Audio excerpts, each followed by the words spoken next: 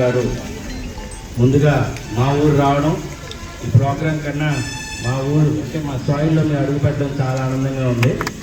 మీ అందరికీ మా పార్వతీపురం నుంచి, ముఖ్యంగా పార్వతీపురం మహిళల నుంచి మీకు స్వాగతం, సుస్వాగతం. అలాగే Arvind Das garu, thank you so much for coming all the way and you speak little bit Telugu also, thank you so much for that. And Satyanarayana గారికి, అలాగే కమిషనర్ గారికి, అలాగే మన స్వచ్ఛాంధ్ర కార్పొరేషన్ డైరెక్టర్ లక్ష్మణ్కి, కొప్పలవల్మ కార్పొరేషన్ డైరెక్టర్ వెంకటనాయుడు గారికి, అలాగే అరకు పార్లమెంట్ అధ్యక్షురాలు తేజవతి గారికి, అలాగే వేదిక ముందునున్న కౌన్సిలర్స్, ఊరు పెద్దలు, అలాగే మహిళలు, కార్యకర్తలు, ప్రతి మున్సిపల్ సిబ్బంది అందరికీ పేరు పేరు నమస్కారాలు. గౌరవ ప్రధానమంత్రి గారు స్వచ్ఛాంధ్ర స్వచ్ఛ భారత్ గురించి మాట్లాడేటప్పుడు చాలామంది అనుకున్నారు స్వచ్ఛ భారత్ ఏంటి, ఇది అది అని. కానీ ఇప్పటికీ అప్పటికీ మన బిహేవియర్లోని, మన సివిక్ సెన్స్లోని చాలా మార్పులు రావడం జరిగింది. ఈ సులభ్ కాంప్లెక్స్ పోయి స్వచ్ఛాంధ్రలో కమ్యూనిటీ టాయిలెట్స్ వచ్చి ఉన్నాయి. అందులో భాగంగానే జిఎస్టీ కమిషనర్ గారు, ఆయన గురించి తర్వాత చెప్తాను మీరు అడిగిన వెంటనే ఇందాకలా సత్యనారాయణ గారు చాలా విషయాలు చెప్పారు. అంటే ఈయన ఒక ఆఫీసర్గా ఉండి తన పని తను చేసుకోవచ్చు, ఆ డిపార్ట్మెంట్లో ట్యాక్స్ కలెక్షన్ చేసుకోవచ్చు, జిఎస్టీ రావచ్చు, జిఎస్టీకి సంబంధించినవి కావచ్చు. కాకపోతే ఆయనలో ఒక దృక్పథం ఉంది, సామాజిక సేవ. నేను నా డిపార్ట్మెంట్కి సేవ చేసుకుంటే అది గవర్నమెంట్కి సేవ చేస్తున్నట్లే, ప్రభుత్వానికి సేవ చేస్తున్నట్లే. ఏ ట్రూ ఐఏఎస్ ఆఫీసర్ అంటే ఆల్ ఇండియా సర్వీస్ అంటే మన ఐఏఎస్లు ఐపీఎస్లు కాదు, ఎందుకంటే స్టేట్లోనే ఉంటారు.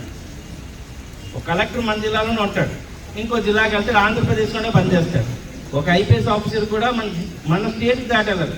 కానీ రియల్గా ఒక ఐఏఎస్ ఆఫీసర్ అంటే ఆల్ ఇండియా సర్వీస్కి నిదర్శనం ఎవరున్నారంటే అది ఐఆర్ఎస్ ఆఫీసర్లే. వాళ్ళు దేశం మొత్తం తిరుగుతారు. కాబట్టి నేను ఆల్ ఇండియా సర్వీస్ని ఐఆర్ఎస్ సర్వీస్కి ఆల్ ఇండియా సర్వీస్గా నేను కన్సిడర్ చేస్తున్నానండి. ఎందుకంటే దేశంలో అన్ని మూలలు చేస్తున్నారు. దీని గురించి కొన్ని విషయాలు చెప్పుకుంటే మీరు ఎప్పుడైనా గూగుల్ చేయండి, ఆనందరావు గారి గురించి కొన్ని పేర్లు వస్తాయి. ఒకప్పుడు ఎంత సిన్సియర్ ఆఫీసర్ అంటే మనందరికీ ఇప్పుడు వారణాసి సినిమా వస్తున్న హీరో గారిని ట్యాక్స్ కట్టలేదని అప్పుడు ఎంతమంది చెప్పినా, సినిమా తారులు అందరూ కూడా వచ్చినా కట్టాల్సిందే, కట్టి తీరాల్సిందే అని చెప్పి అప్పట్లో ఈయన చాలా పెద్ద సీఎం కూడా ఇన్వాల్వ్ అయ్యారు. వదిలేయండి నేను, లేదు సార్ ఎలాగ వదిలేస్తానండి, కట్టాల్సిందే ట్యాక్స్ కట్టండి నేను. ఇంకొక ప్రముఖ పారిశ్రామికవేత్త, ఇప్పుడు మా శాసనసభ్యులు కూడా అన్నారు, ఆయన గురించి సెంట్రల్ గవర్నమెంట్ నుంచి అలాగే ఫైనాన్స్ మినిస్టర్ నుంచి కూడా వచ్చిన నై జాంతా ఇది మేడం ఓ కన్నాయ బోల్కే కనిపించారు. అంటే ఆయనకి తెలిసింది ఏంటంటే తన పనితనం చేయడం, ఆయన పనిలో ఇంకెవరు వచ్చినా కానీ ఎంతమంది వచ్చినా కానీ అసలు తగ్గేదే లేదన్నాం. అందుకనే గౌరవ ప్రధానమంత్రి గారు దీన్ని సెలెక్ట్ చేసుకోవడం, తన సొంత రాష్ట్రమైన గుజరాత్కి తీసుకెళ్ళడం, గుజరాత్లో ఉన్న పోర్ట్లన్నీ కూడా సార్ హ్యాండర్లో పెట్టడం, ఆ జిఎస్టీని ఇంప్రూవ్ చేయడం, తిరిగి మళ్ళీ గౌరవ ముఖ్యమంత్రి గారు ఈయన దగ్గర సర్వీస్లు ఉన్నారు కాబట్టి అయితే ఎంటైర్ ఆంధ్రప్రదేశ్ స్టేట్ జిఎస్టీకి ఏకైక ఆఫీసరు మన పులపాక ఆనందరావు గారు. ఈయన ఇదే కాకుండా ఎడ్యుకేషన్లో సెంట్రల్కి వెళ్ళారు. 2 ప్రముఖ డిపార్ట్మెంట్లు, ఒకటి రోడ్స్ అండ్ ట్రాన్స్పోర్ట్, దానికి పిఎస్గా పనిచేశారు, ఇంకొకటి రైల్వేకి పనిచేశారు. రైల్వేలో ఇప్పుడే మన మున్సిపాలిటీ మన స్టేషన్లు బాగా చేస్తున్నాం. దాదాపుగా 2004 అనుకుంటా, 2009లో ఈయన స్వగ్రామం తెనాలి, ఆంధ్ర ప్యారిస్ అంటారు. నేను ఎప్పుడు ఏం చెప్పినా ఢిల్లీలో మీ దేవుడు అంటే ఆంధ్ర ప్యారిస్ అని చెప్పేవాడు ఢిల్లీ వాళ్ళందరికీ. ప్యారిస్ ఇక్కడ కాదు కదండి, యూరోప్లో ఉంటుంది కదా అని అంటే లేదు ఆంధ్ర ప్యారిస్ అని చెప్పేవాడు.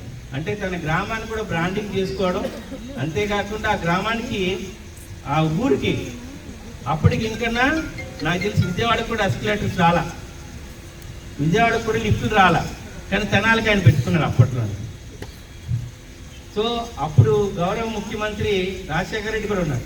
అదేందయ్యా విజయవాడకు కూడా చెప్పున్నానంటే ఉన్న ఊరు అభిమానం, ఈ తెలుగు వాళ్ళన్న అభిమానం, అంతేకాకుండా నేను రోడ్ అండ్ ట్రాన్స్పోర్ట్ ఉండేటప్పుడు కూడా చాలా వరకు చేసుకున్నాను.